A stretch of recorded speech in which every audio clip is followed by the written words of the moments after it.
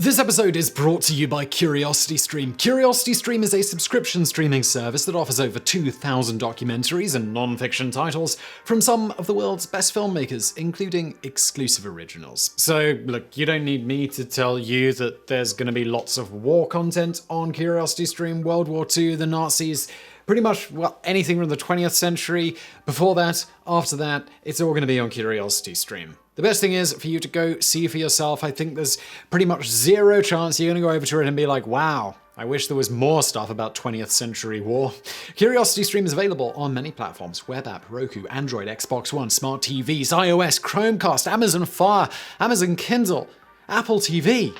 That's a lot of platforms, and worldwide. Get unlimited access starting at just $2.99 a month. And for you guys, the first 30 days are completely free if you sign up at curiositystream.com/brainfood and use the promo code BRAINFOOD during the sign-up process. It's a great way to support this show and keeps us making more videos. And I really couldn't think of a better fit for sponsorship, given they're all about educational content as well. And let's get into it. The SS-Sturmbrigade Dirlewanger, better known to historians simply as the Dirlewanger Brigade, holds the dubious distinction of being amongst the most reviled units of the Nazi war machine. That is truly something. Infamous for its brutality and the open sadism displayed by its commanding officer, the man previously imprisoned for raping a young teen girl, the units and their actions were so detested that even many among the upper echelons of the Nazi high command itself were disgusted by them. If you are disgusted by Nazi high command, you know you're fairly disgusting.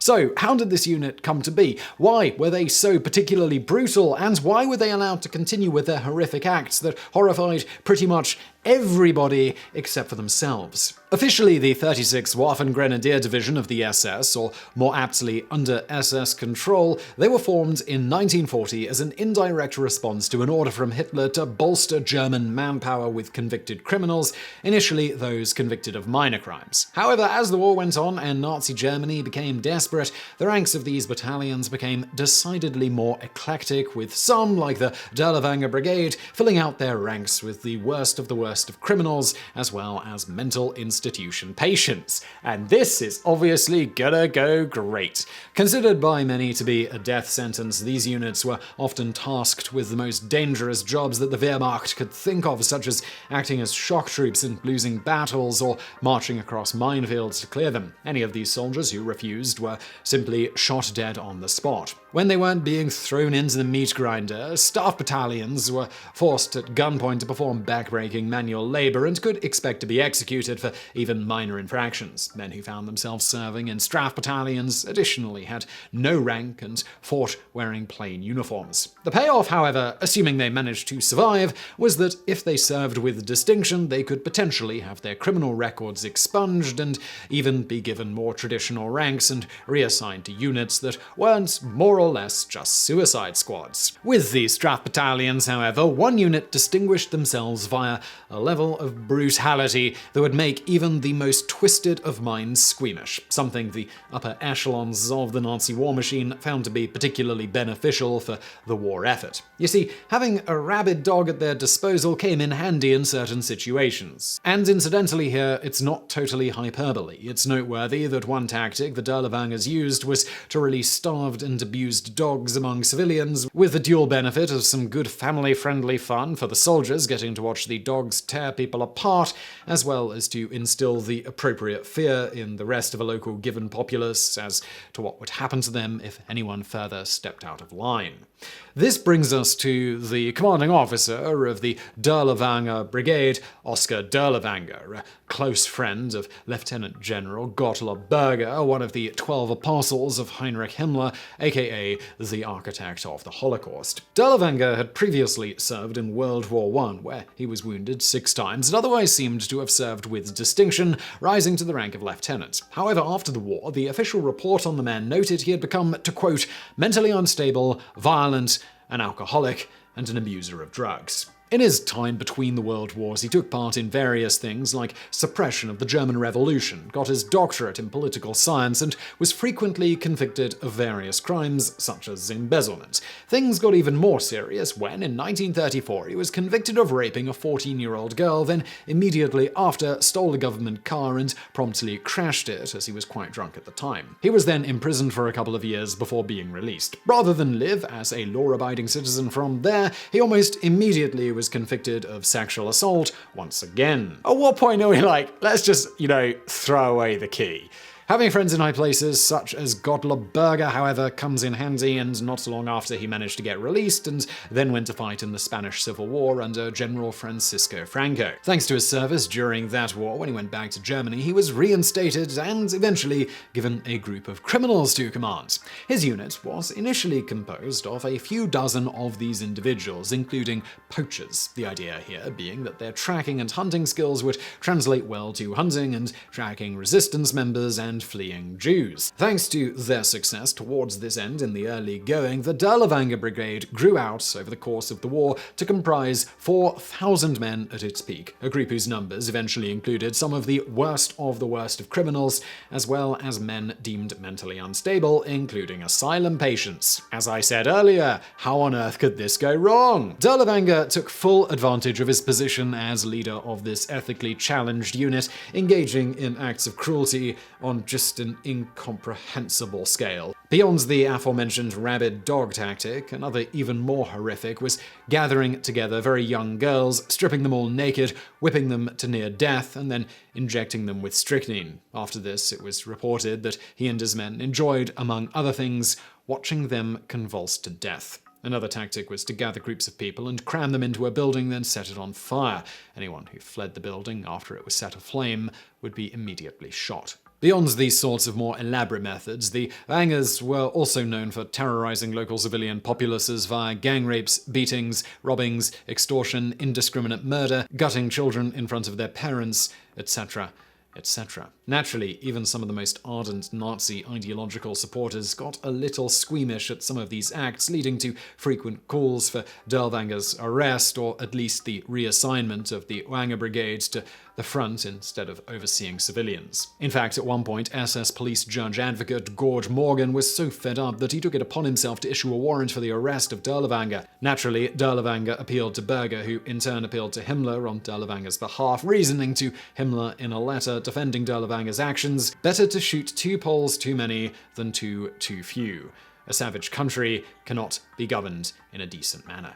Himmler apparently agreed, and Dirlewanger was allowed to continue on, and he was even promoted. In another case, General Heinz Guderian appealed to Hitler himself to get Dirlewanger's unit withdrawn, reportedly with one of Himmler's officers backing up Guderian's assertions about the Wangers. Hitler, however, apparently felt the opposite about the unit and rejected the pleas. In a nutshell, the Wangers got results when it came to quelling uprisings, tracking down those fleeing, and instilling an extreme amount of fear among the civilians that they were let loose upon. On that note, as alluded to, given their strength was not so much in having well-trained soldiers, but rather ones who seemed to lack even an ounce of empathy or a moral compass, the duties of the Dirlewanger Brigade throughout most of the war were the suppression of civilian activity throughout Nazi-controlled Eastern Europe, with the unit mostly operating in Poland and Belarus. Perhaps the most infamous event of the war that the Dirlewanger Brigade took part in was the Warsaw Uprising of 1944. During what came to be known as the Wola Massacre, the unit slaughtered thousands of unarmed civilians and engaged in unthinkable acts of cruelty. For example, reports tell of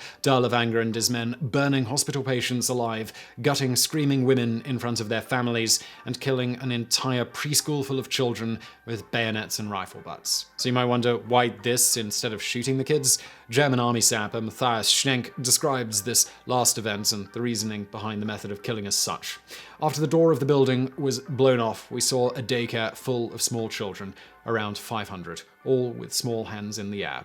Even Dirlewanger's own people called him a butcher. He ordered to kill them all. The shots were fired, but he requested his men to save the ammo and finish them off with rifle butts and bayonets. Blood and brain matter flowed in streams down the stairs. The brutality of the Dirlewanger Brigade is such that we don't even know how many people they killed during the war, with information gleaned from reports generally estimating the number at between 30,000 and 120,000 civilians in Belarus, and thought to be more definitively around 50,000 people in Poland. The unit itself lost a small number of men during this period, at least, as the book Bloodlands, Europe Between Hitler and Stalin somberly notes. As it inflicted its first 15,000 mortal casualties, the Special Commando Dirlewanger lost only 92 men, many of them, no doubt, to friendly fire and alcoholic accidents. A ratio such as that was possible only when the victims were unarmed civilians. For anyone watching this video who feels like they need a little schadenfreude right now to wash all of that information out of their brains, well, towards the end of the war, the Wangers were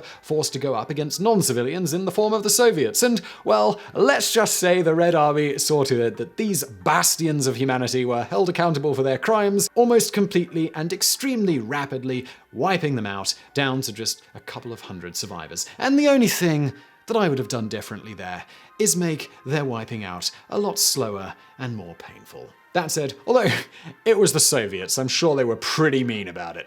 That said, Dirlewanger's brigade numbers were briefly replenished by a few thousand additions to bring them back up to about 4,000 strong, but once again were soon after slaughtered by soldiers who actually knew what they were doing. It's estimated that only about 700 Wangers in total survived the war. 700 too many.